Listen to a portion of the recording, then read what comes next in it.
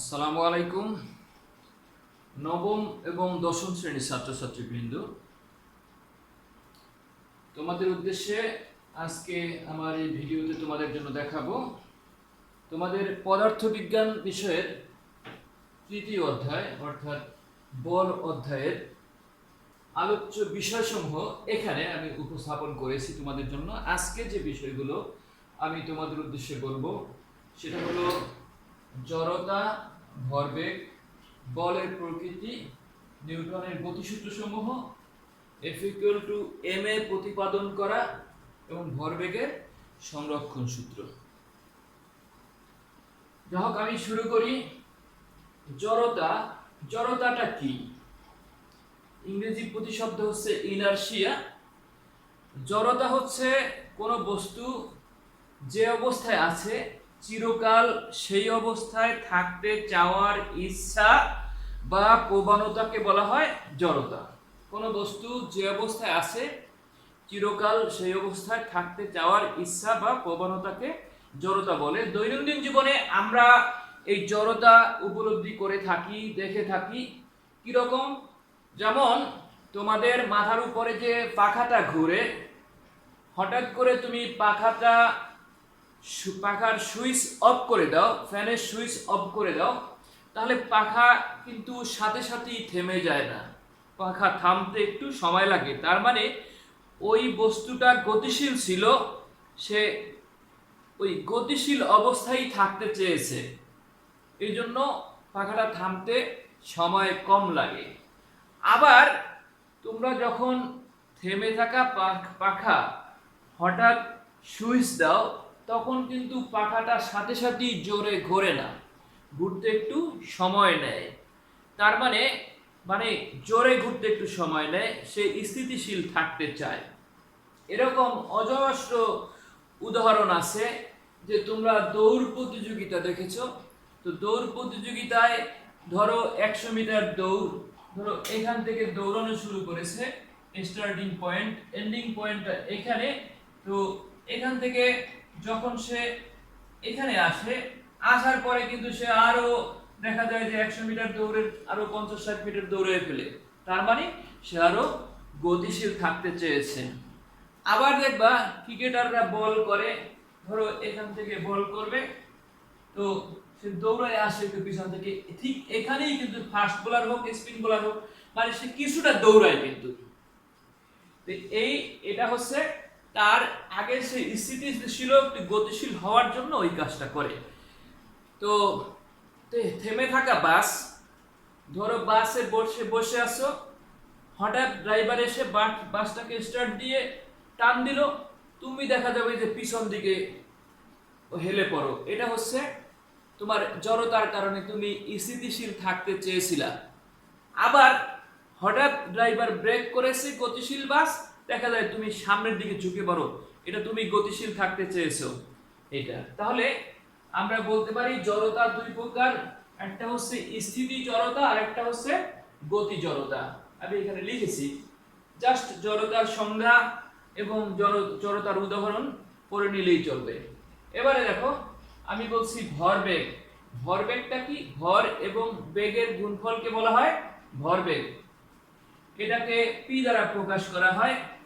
এটার একক কি হবে? একক হবে কিলোগ্রাম মিটার পার সেকেন্ড। এই ভরের একক হচ্ছে কিলোগ্রাম আর বেগের একক মিটার পার সেকেন্ড। এটার মাত্রা কি হবে? ভরের মাত্রা হচ্ছে এম, এই ভি মানে বেগের মাত্রা এল টি ইনভার্স। এটা হলো ভরবেগের মাত্রা। এবারে বলটা কি আসলে? বল হচ্ছে একটা কারণ, যে কারণে স্থির বস্তু গতিশীল হয় বা হতে চায়, এবং গতিশীল বস্তু স্থিতিশীল হয় বা হতে চায়, তার নাম হচ্ছে বল। এটাকে এফ দ্বারা প্রকাশ করা হয়। এটা একটা ভেক্টর রাশি। আর আগে যে বলেছি ভরবেগও একটা ভেক্টর রাশি। বলকে এফ দ্বারা প্রকাশ করা হয়। এটার মাত্রা হচ্ছে এম এল ইনভার্স টি, আর একক হচ্ছে নিউটন, আমরা এন দ্বারা প্রকাশ করব। আর এটা একটা ভেক্টর রাশি এবং লব্ধ রাশি। লব্ধ রাশি কারণ বলটা ভর এবং ত্বরণ ভর, দৈর্ঘ্য এবং সময়ের উপর নির্ভর করে। আমরা দেখাবো পরে এম এর প্রতিপাদন করতে গিয়ে সেখানে দেখাবো। এটা একটা লব্ধ রাশি আর এটা একটা ভেক্টর রাশি। এবারে বলের প্রকারভেদ, এটা জাস্ট আমি শুধু প্রকারভেদটা বলে দেই, তোমরা একটু বইটা দেখে নিবে তাহলেই পারবে। এটা জটিল কিছু না, এখানে কোনো রাশিমালাও প্রতিপাদন করার নাই। বল, বিভিন্ন প্রকারের বলকে আমরা মোটামুটি 4টা বলের মধ্যে নিয়ে আসতে পারি। একটা হচ্ছে মহাকর্ষ বল, তড়িৎ চৌম্বক বল, নিউক্লিয় বল, তড়িৎ দুর্বল বল। আবার বলগুলোকে আমরা এভাবেও ভাগ করতে পারি, সাম্য ও অসাম্য বল। সাম্য ও অসাম্য বল। তো মোটামুটি আমি এইটুকু আলোচনা করে দিলাম, তোমরা মেইন বইটা দেখে এই সংক্রান্ত বর্ণনাগুলি তোমরা নিজেরা একটু পড়ে নিবে। নিউটনের গতিসূত্র সমূহ এই চ্যাপ্টারের প্রাণ বলা যায় এই গতিসূত্রগুলোকে। যে নিউটন 3টা সূত্র, গতি বিষয়ক 3টা সূত্র আবিষ্কার করেন, একে বলা হয় নিউটনের গতিসূত্র। এর প্রথম সূত্রটা হচ্ছে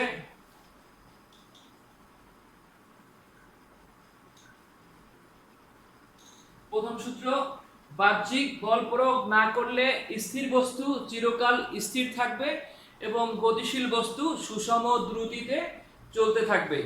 তো এইটার একটু ব্যাখ্যা করে দেই আমি, যে বাহ্যিক বল প্রয়োগ না করলে স্থির বস্তু চিরকাল স্থির থাকবে, এটা সবাই ধরে নেয় যে স্থির বস্তু স্থির থাকবে, এটাকে আমি সরাই নাই, ধরি নাই, বল প্রয়োগ করি নাই, আজীবন একই অবস্থায় থাকবে। কিন্তু গতিশীল বস্তু তুমি বলতে পারো, স্যার আমি তো একটা এই আমার হাতে যে মার্কারটা আছে এটাকে যদি নিক্ষেপ করি তাহলে এটা তো গতিতে থাকবে না, কে থামাইলো, কিভাবে থামাইলো, ইত্যাদি অনেক প্রশ্ন তোমাদের মনে আসতে পারে। সেই ক্ষেত্রে আমি বলবো এখানে বল প্রয়োগ করলে বাতাসের বাধা আছে, যদি বাধা না থাকতো তাহলে তুমি কোনো একটা বস্তু ছুঁড়ে মারলে সেটা সুষম দ্রুতিতে চলতে থাকতো।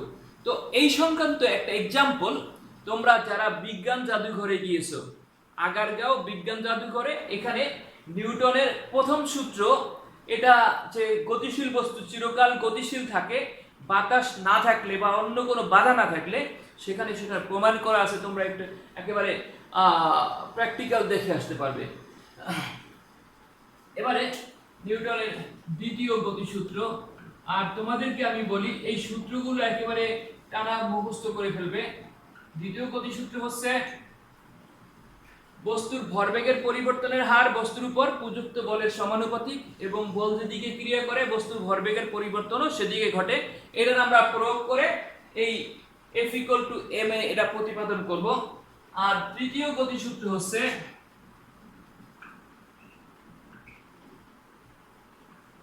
তৃতীয় গতিসূত্র, এটা হচ্ছে প্রত্যেক ক্রিয়ারই একটি সমান ও বিপরীত প্রতিক্রিয়া আছে। এটাও আমরা ব্যাখ্যা করব এটার ক্ষেত্রে। যাই হোক, আমি প্রথম সূত্রের ব্যাপারে বলেছি, স্থির বস্তু স্থির থাকবে, গতিশীল বস্তু সুষম দ্রুতিতে চলতে থাকবে যদি বাহ্যিক বল প্রয়োগ করা না হয়। আমরা দ্বিতীয় সূত্রটার সাহায্যে F = ma প্রতিপাদন করব। এখন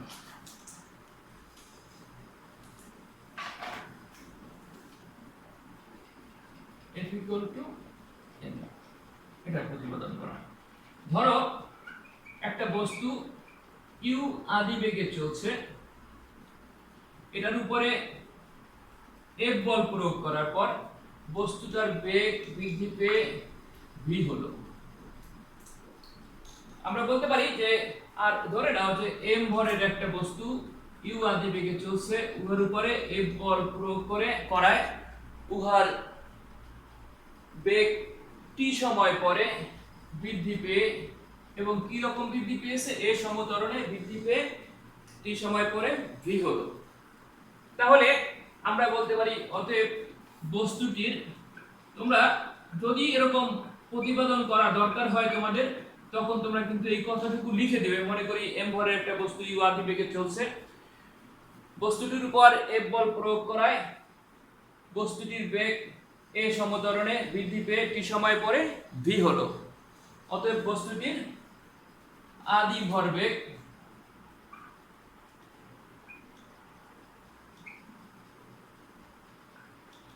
mu, বস্তুটির শেষ ভরবেগ কত mv। তাহলে t সময় ভরবেগের পরিবর্তনটা কত লিখতে পারো, অতএব t সময়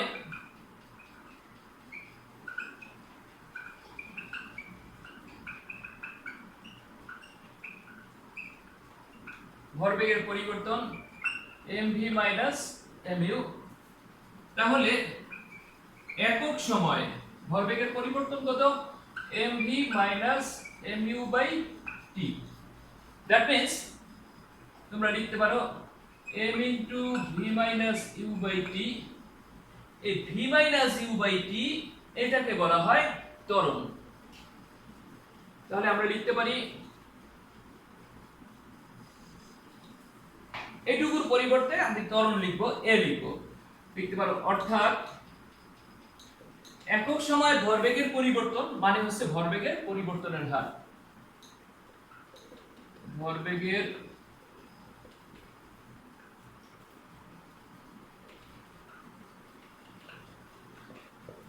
পরিবর্তনের হার সমান m a।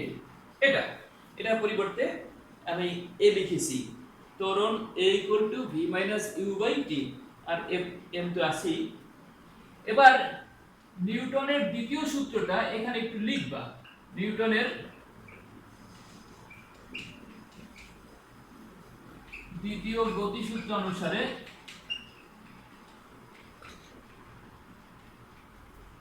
এটার সূত্রটা হচ্ছে বস্তুর ভরবেগের পরিবর্তনের হার এর উপর প্রযুক্ত বলের সমানুপাতিক। তো ভরবেগের পরিবর্তনের হার হচ্ছে ma, প্রযুক্ত বলটা কি f, এর সমানুপাতিক। এই চিহ্নটাকে বলা হয় সমানুপাতিক। যারা নবম শ্রেণীতে আসো, তোমাদের তো করোনাকালীন সময় স্কুল বন্ধ আছে, তোমরা হয়তো এটা দেখো না। যারা দশম শ্রেণীতে আসো তোমাদেরকে তো স্যাররা দেখাইছে। আমার স্কুলের যে ছাত্রছাত্রী আসো তোমাদেরকে তো আমি দেখিয়েছি। তো এটার নাম হচ্ছে সমানুপাতিক চিহ্ন। এই সমানুপাতিক চিহ্নটাকে আমরা সমান সমান বানাবো একটা ধ্রুবক এনে, ma = kf। এই কেটাকে বলা হয় কে একটি সমানুপাতিক ধ্রুবক। আমি এখানে ধ্রুবক লিখলাম। এখন ধ্রুবকটা কি? ধ্রুবক মানে যে রাশির পরিবর্তন হয় না সেটা হচ্ছে ধ্রুবক। তাহলে রাশি দুই ধরনের আছে, তোমাদের গণিতেও বলা হবে রাশি দুই ধরনের, একটা হচ্ছে চলক আর একটা ধ্রুবক। যেটার পরিবর্তন হয় সেটা হচ্ছে চলক, আর যেটা পরিবর্তন হয় না সেটা হচ্ছে ধ্রুবক। তাহলে আমরা এখান থেকে এটাকে একটা সমীকরণ ধরলাম, আমি 1 নম্বর সমীকরণ। আমরা লিখতে পারি একক বলের সংজ্ঞা। একক বল কি? একক ভরের কোন বস্তুর উপর যদি একক ত্বরণ সৃষ্টি করা হয় তখন যে বল পাওয়া যাবে তার নাম হচ্ছে একক বল। দ্যাট মিন্স আমি যদি বলি m = 1 একক, a = 1 একক হলে f = 1 একক হবে। মানে একক ভরের কোন বস্তুর উপর, একক বলতে এটা 1 কেজি হতে পারে, এখানে 1 মিটার/সেকেন্ড² হতে পারে, এখানে হবে 1 নিউটন। তাহলে আমরা 1 নাম্বার সমীকরণে এই মানগুলি যদি বসাই, m এর মান হচ্ছে 1, a এর মান 1, k * f এর মান 1, বা এখান থেকে k = 1। এই k এর মানটা তুমি 1 নং সমীকরণে বসাই দাও।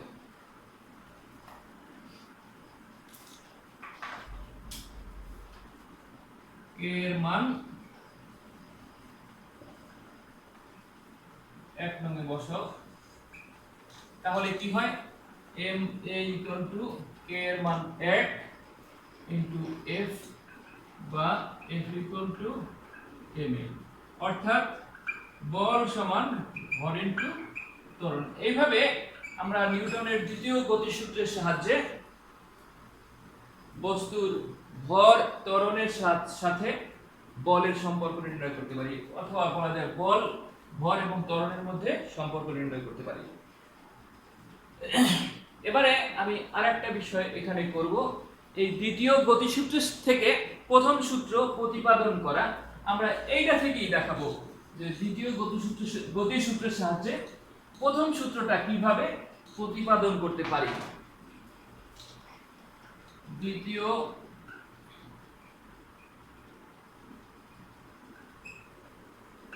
গতিসূত্র থেকে প্রথম সূত্র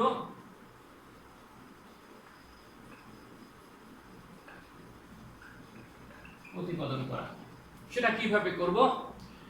দেখো, আমরা দ্বিতীয় সূত্রের সাহায্যে আমরা পেয়েছি F = ma, বা F সমান সমান আমরা লিখতে পারি m, এই এর পরিবর্তে v - u/t, আর গুণ করো এটার নিচে এক ধরে m * v - u = ft। এখন যদি বল প্রয়োগ না করো, মানে বল যদি না থাকে, তাহলে F = 0। F = 0 হলে কি হয়? m * v - u = 0, বল ইনটু মানে বলের মানটা 0 আর t এর মান t থাকলো আর কি, তাহলে 0 * t মানে 0, বা v - u = 0, m 0 নিচে নিয়ে নিলাম, বা v = u। এটা দ্বারা কি বোঝায়? শেষ বেগ আর আদি বেগ সমান, মানে বেগের পরিবর্তন হয় না। স্থির থাকলে এটা u যদি 0 হয়, v ও 0, তার মানে স্থির বস্তু স্থির থাকলো। u যদি 10 মিটার পার সেকেন্ড হয়, v ও 10 মিটার পার সেকেন্ড, মানে গতিশীল বস্তু গতিশীল থাকলো। এইভাবে এটা হচ্ছে প্রথম সূত্র। প্রথম সূত্রকে আমরা দেখাতে পারি যে স্থির বস্তু স্থির, গতিশীল বস্তু গতিশীল থাকবে, তার মানে বেগের কোনো পরিবর্তন হয় না। তাহলে এভাবে বলতে পারি আমরা দ্বিতীয় সূত্র থেকে প্রথম সূত্র প্রতিপাদন করতে পারি। এবারে তোমাকে আরেকটা জিনিস আমি এখানে লিখছিলাম যে আলোচ্য বিষয়ের মধ্যে আজকে ভরবেগের সংরক্ষণ সূত্র।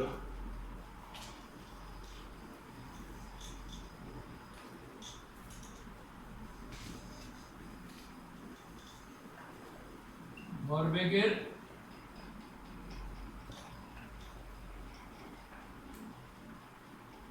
সংরক্ষণ সূত্র, এই সূত্রটা আমি একটু পরে বলছি, তার আগে একটু দেখিয়ে নিই তোমাদেরকে। তোমরা নিশ্চয়ই মার্বেল খেলেছো, তো একবারে সমতলে যদি মার্বেল খেলো, তাহলে দেখো এখানে ধরো একটা মার্বেল আছে যেটার ভর হচ্ছে m1, এবং এটাকে তুমি ধরো u1 বেগে মানে গড়াই গড়াই মারলা, মানে গড়িয়ে দিলা। আবার সামনে আরেকটা মার্বেল তোমার, যার ভর হচ্ছে m2, এটার বেগ হচ্ছে u2। এখন যদি u1 আর গ্রেটার দ্যান u2 হয়, মানে এইটার বেগটা এটার চেয়ে বেশি হয়, তাহলে এক সময় গিয়ে এই বস্তুটা ধাক্কা দিবে। সেই মুহূর্তটা আমি এখানে দেখাইলাম।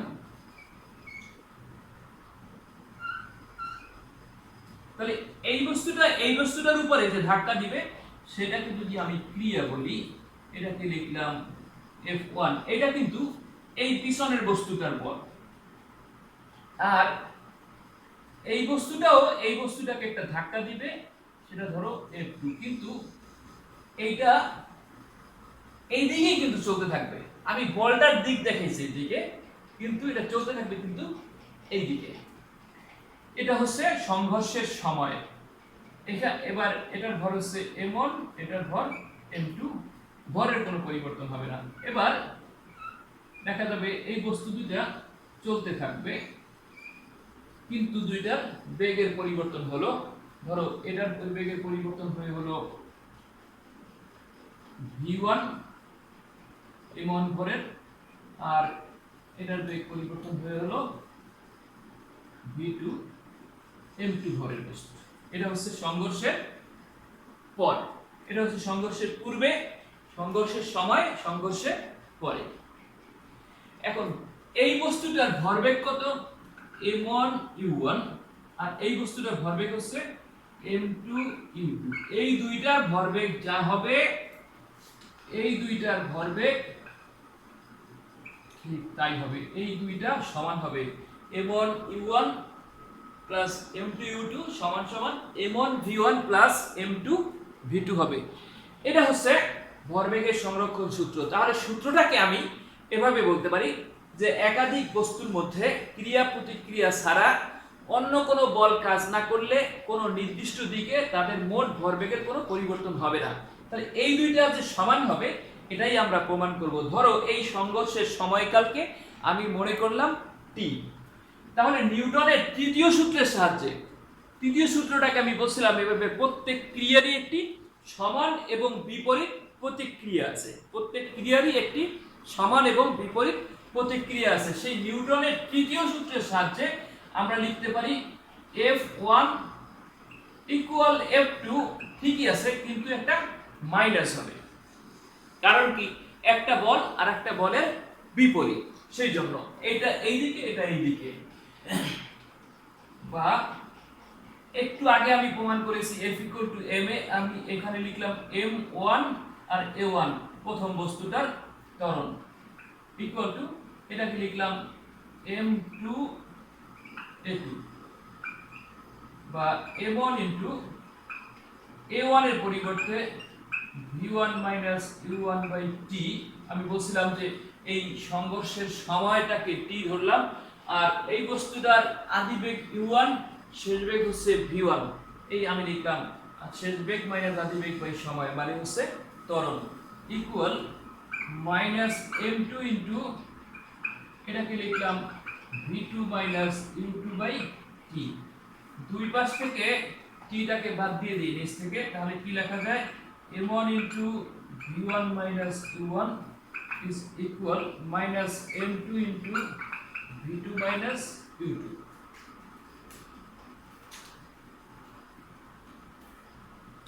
উপরে লিখলাম আমি,